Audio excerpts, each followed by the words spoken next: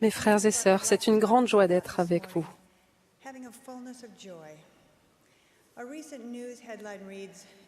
Voici les gros titres d'un journal paru récemment. Les catastrophes secouent le pays et le monde. Des ouragans et des inondations, aux canicules et aux sécheresses, en passant par les incendies de forêt, les tremblements de terre, les guerres et les maladies dévastatrices, il semble que toute la terre est en tumulte. Des millions de personnes ont été déplacées, de nombreuses vies ont été bouleversées à cause de ces difficultés. Les querelles au sein des familles et des collectivités, ainsi que les combats intérieurs contre la crainte, le doute et les espoirs déçus nous laissent aussi dans le désarroi. Il peut être difficile de ressentir la joie dont Léhi a dit qu'elle est le but de la vie. Nous nous sommes tous demandé à un moment ou un autre, où pourrais-je chercher la paix de l'âme? Où est le port? Comment trouver la joie malgré les difficultés de la vie ici-bas? La réponse peut paraître trop simple, mais elle a fait ses preuves depuis l'époque d'Adam. On trouve une joie durable en se concentrant sur notre Sauveur Jésus-Christ et en vivant l'Évangile comme il l'a montré et enseigné.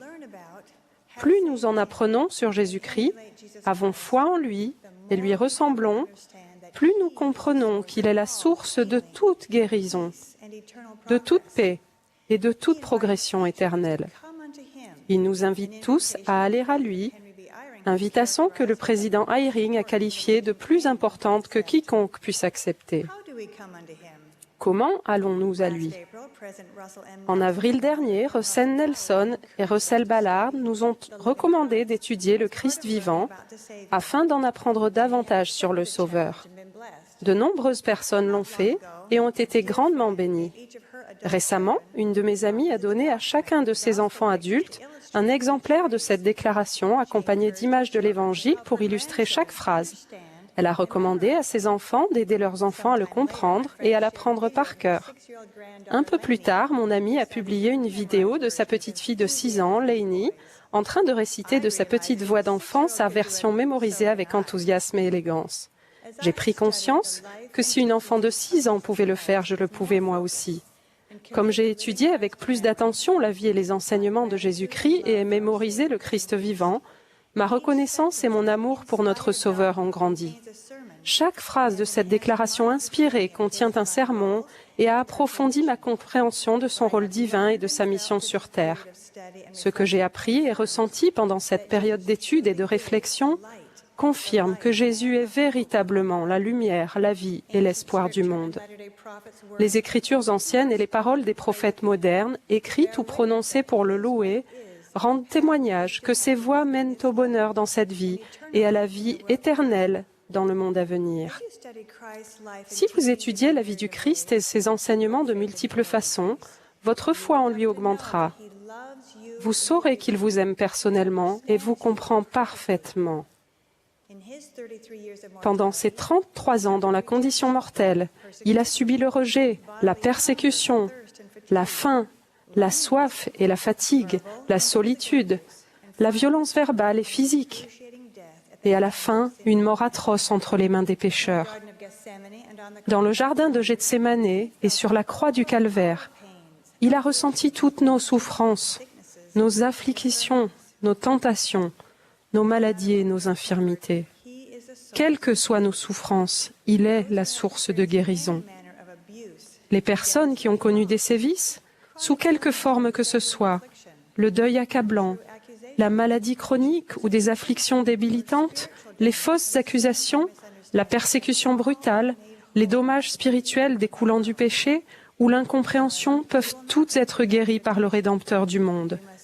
Mais il n'entrera pas sans y être invité. Nous devons aller à lui et lui permettre d'opérer ses miracles. Un magnifique matin de printemps, j'avais laissé la porte ouverte pour profiter de l'air frais. Un petit oiseau est entré puis s'est rendu compte qu'il ne se trouvait pas là où il voulait être. Il volait désespérément à travers la pièce, se cognant encore et encore contre la fenêtre dans ses tentatives pour s'échapper. J'ai essayé de le guider doucement vers la porte ouverte, mais il avait peur et n'arrêtait pas de s'envoler. Il s'est finalement posé en haut des rideaux, désorienté et épuisé. J'ai pris un balai et j'ai approché tout doucement la brosse de l'endroit où il s'était perché. tandis que je tenais le balai à proximité de ses pattes, l'oiseau est monté dessus avec hésitation. Doucement, tout doucement, je suis allé jusqu'à la porte ouverte en maintenant le balai le plus immobile possible. Dès que j'ai atteint la porte ouverte, l'oiseau a pris rapidement son envol vers la liberté. Comme cet oiseau, nous avons parfois peur de faire confiance parce que nous ne comprenons pas l'amour absolu de Dieu et son désir suprême de nous aider. Mais lorsque nous étudions le plan de notre Père Céleste et la mission de Jésus-Christ, nous comprenons que leur unique objectif est notre bonheur et notre progression éternelle. Ils se réjouissent de nous aider lorsque nous demandons, cherchons et frappons.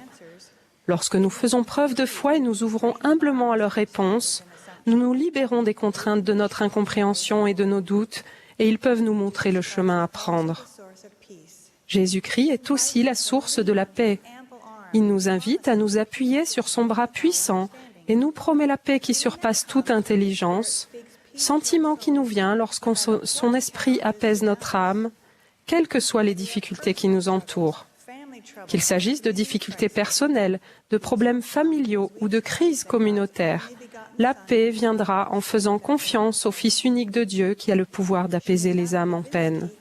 Snježana Podvinski, l'une des quelques saints de Karlovac en Croatie, s'est appuyée sur le Sauveur lorsque son mari et ses parents sont décédés en l'espace de 6 mois l'année dernière. Accablée par le chagrin, mais possédant le témoignage que la famille est éternelle, elle a dépensé toutes ses économies pour se rendre au temple de Suisse où elle a été scellée à son mari et à ses parents. Elle a dit que ces journées au temple ont été un moment marquant de sa vie.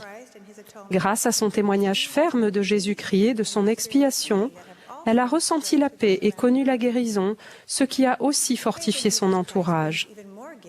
La foi en Jésus-Christ est la source d'autres dons que la guérison et la paix. Le président Eyring a dit « J'ai été reconnaissant des nombreuses manières dont le Seigneur m'a visité par le Consolateur lorsque j'avais besoin de paix. Pourtant, notre Père Céleste ne se soucie pas uniquement de notre confort, il se soucie davantage encore de notre progression. Grâce à l'expiation de Jésus-Christ qui comprend les dons de la rédemption et de la résurrection, nous pouvons nous repentir, changer et progresser éternellement. Grâce au pouvoir qu'il nous donne lorsque nous sommes obéissants, nous pouvons nous développer davantage que nous ne le pourrions tout seuls. Nous ne comprenons peut-être pas totalement comment, mais tous ceux d'entre nous qui ont senti grandir leur foi en Christ ont aussi reçu une plus grande compréhension de leur identité et de leur destinée divine, ce qui les a conduits à faire des choix conformes à cette connaissance. Malgré le monde qui essaie de nous abaisser au niveau des animaux, notre connaissance que Dieu est notre Père nous assure que nous avons un potentiel divin et une promesse royale. Malgré le monde qui nous dit que la vie est sans issue, notre connaissance que le Fils unique de Dieu a permis que nous soyons rachetés et ressuscitions nous donne l'espoir d'une progression éternelle. En apprenant davantage sur Jésus-Christ, nous acquérons une plus grande foi en lui et nous voulons naturellement suivre son exemple. Le respect de ses commandements devient notre plus grand désir. Notre cœur aspire à soulager la souffrance des autres, comme il l'a fait, et nous voulons qu'ils connaissent la paix et le bonheur que nous avons trouvés. Pourquoi est-il si important d'essayer de faire ce qu'il a fait? Parce que lorsque nous mettons notre foi en action, le Saint-Esprit rend témoignage de la vérité éternelle. Jésus commande à ses disciples de respecter ses commandements, parce qu'il sait que si nous suivons son exemple, nous commencerons à connaître la joie et que si nous continuons sur ce chemin, nous atteindrons une plénitude de joie. Il a expliqué « Je vous ai dit ces choses, afin que ma joie soit en vous et que votre joie soit parfaite. » Notre témoignage est-il édifié sur le fondement de Jésus-Christ et de son évangile? Lorsque les tempêtes de la vie nous assaillent, cherchons-nous frénétiquement un guide pratique ou un message sur Internet pour nous aider? En prenant le temps d'édifier et de renforcer notre connaissance et notre témoignage de Jésus-Christ, nous récolterons d'abondants dividendes pendant les périodes d'épreuve et d'adversité. La lecture quotidienne des Écritures et la méditation sur les paroles des prophètes vivants, les prières personnelles sincères, la participation attentive à la Sainte Seine chaque semaine, le service rendu à la manière du Seigneur, toutes ces choses simples deviennent les composants de base d'une vie heureuse. Qu'est-ce qui vous procure de la joie? La vue de vos êtres chers à la fin d'une longue journée? La satisfaction d'un travail bien fait? La lumière dans les yeux de la personne que vous aidez à porter son fardeau? Les paroles d'un cantique qui vous touchent profondément? La poignée de main d'un ami proche? Prenez un moment pour réfléchir à vos bénédictions, puis trouvez le moyen d'en faire profiter les autres. En tendant la main afin de servir et d'édifier les frères et sœurs de votre quartier ou du monde entier, vous connaîtrez davantage de paix, de guérison et de progression. Allez à lui. Je témoigne que si vous mettez Jésus-Christ au centre de votre vie, vous trouverez de la joie dans votre situation, quelle qu'elle soit. La réponse se trouve vraiment auprès de notre frère aîné. Prenons le temps d'apprendre à connaître Jésus-Christ par l'étude diligente, en acquérant une plus grande foi en lui et en nous efforçant de devenir davantage semblables à lui. Ce faisant, nous aussi serons poussés à dire « Dieu soit loué pour le don sans pareil de son Fils divin. » Au nom sacré de Jésus-Christ. Amen.